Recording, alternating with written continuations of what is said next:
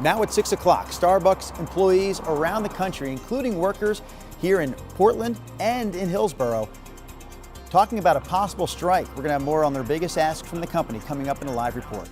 3 men are being accused of brutally beating a 50-year-old man on a TriMet bus after what deputies say was a disagreement. We'll walk you through the incident. Plus, in Los Angeles, Kitten sends a fly ball to center field. Varsho's going back before the catch strikes me. Freeman has ended it. So here's the crazy thing. That game started 13 hours ago. It just ended 6 hours ago. It was a marathon contest, 18 innings long. And yes, the Dodgers won it in walk-off fashion. Freddie Freeman with the big home run. We're going to have more on a World Series game to remember coming up a little bit later here in the 6 o'clock hour of Sunrise.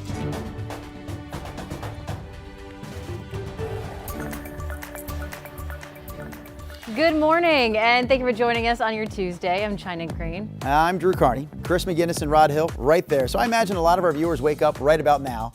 And some of those viewers, if they are baseball fans, probably fell asleep. Couldn't stay there till the end. I mean, it just ended 6 hours ago at midnight. What a game. We will have more on that again coming up later this hour. I thought it was pretty cool that they had the energy left to celebrate the win. I think I would have been like, okay, let's get out of here.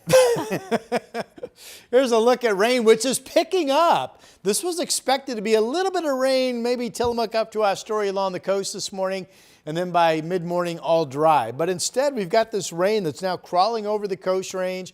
We've got some rain coming in the Sunset. We've got rain up around Longview. It still looks like all this will go away through the mid-morning hours, but the rain's getting close to downtown Portland, so you might have the windshield wipers on depending on where you are and when you leave. Right now, it's still dry and overcast in the city, 46 degrees. So here we go.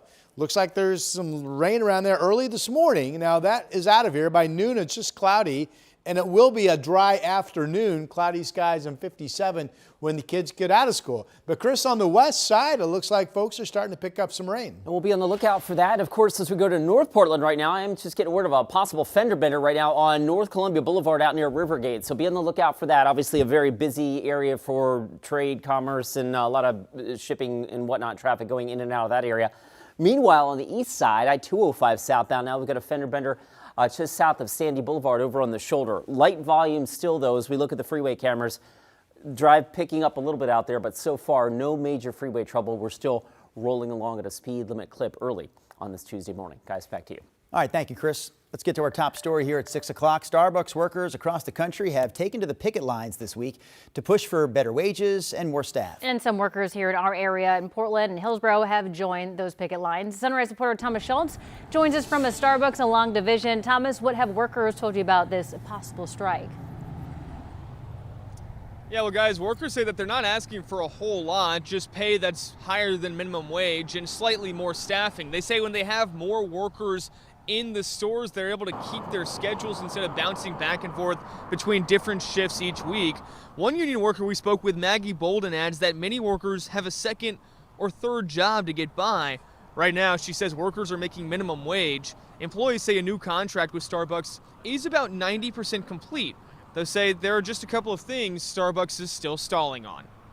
If Starbucks can increase that wage, even just so that we can afford our groceries, our rent, working full time here, that like we won't need to get another job somewhere else. Workers are currently voting whether or not to strike. It's not clear when a decision will be made, and this is a strike that could impact more than 10,000 workers across the country. We reached out to Starbucks about this as well and are waiting to hear back as well. Though they did get back to CNBC and told them, a spokesperson from Starbucks, saying that workers, when you take into account the benefits and the pay, are making $30 an hour overall. Of course, this is still something that's not yet reached a strike. That's something we'll continue to follow pretty closely here. Spokesperson for Starbucks also mentioning that they're adding $500 million in staffing in stores, meaning essentially more employees, more hours during busier times of the year. Guys? All right, Thomas Schultz live for us this morning there in Southeast Portland. We've got some more business news to pass along. According to NBC, Amazon announced this morning that it plans to cut 14,000 corporate jobs as it invests in more artificial intelligence. This is the largest round of layoffs the company has seen in years. Amazon says it will give employees who are being laid off 90 days to look for a new role within the company. A shooting in Northeast Portland last night left one person dead. Police responded around 5:30 to reports of shots fired on Northeast 125th Place in the Argay Terrace neighborhood. When they got there, officers say they found one man with a gunshot wound. He later died at the hospital. The shooter remains on the loose, so anyone with information about this should call Portland Police. We are learning more about the shooting in Northeast Vancouver that happened on Sunday morning. It happened just after 8 at the Alderbrooks Apartments. Authorities say that a man was shot and killed while in the front seat of a car. 2 masked men were seen near the victim's car before driving off. And the Clark County Sheriff's Office says they believe that they have now located the vehicle that they were in. We spoke to some neighbors who say they're considering moving. Kind of want to get out of this area because it's the 3rd event in this general, like within our 10-minute radius. We always felt like this apartment complex was a little like standalone, because if you just walk anywhere outside, it does seem a little more crazy.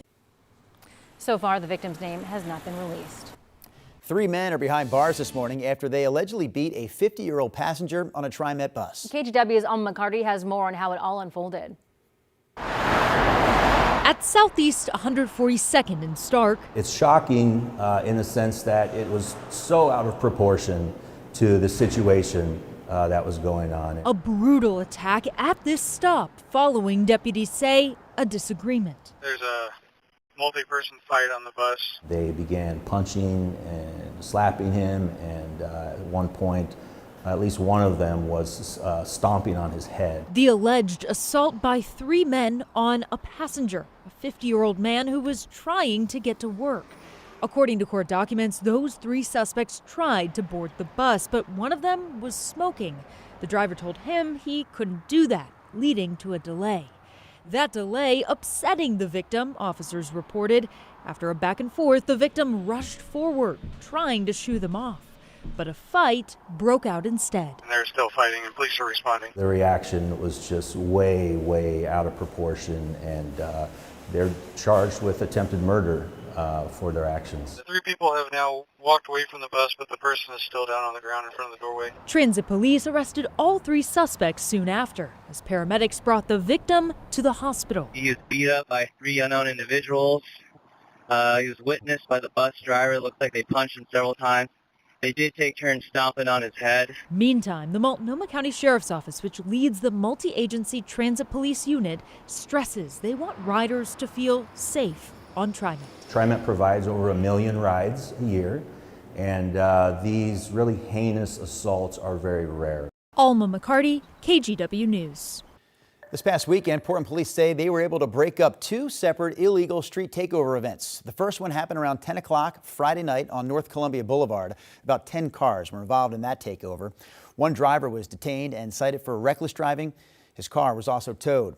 The second incident happened just before 1 a.m. Sunday morning near the Moda Center and Rose Quarter Transit Center. Police say multiple cars were performing dangerous stunts while people lit fireworks, blocked all lanes of traffic, and disrupted transit service. One driver was taken into custody during that event after he drifted around the intersection of Northeast Multnomah Street and Northeast Interstate Avenue and then hit a patrol car. Cute. Firefighters in Lacey, Washington, near Olympia, helped save a kitten who was trapped in the walls of someone's home. Crews had to use thermal imaging gun to get an idea of where Timmy was hiding, but it wasn't until they called him in his own language that they were able to find his exact location. I actually opened up YouTube and just found a cat noises video. He would respond and go quiet, play it again. He'd talk back to us. Once the cat heard the noises and he'd kind of chirp back, I would listen and I'd hear exactly where the cat was. Resourceful. It turns out as soon as they located Timmy, the crew actually had to leave to respond to a mobile home fire. And then when Lacey's fire chief checked back on the cat, the tenant had cut into the drywall to free Timmy. That's a great story.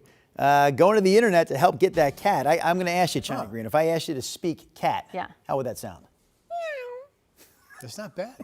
And now if you had to speak Rod's language, how would that sound? Well, here's the forecast that I have for you guys today, and it's absolutely correct.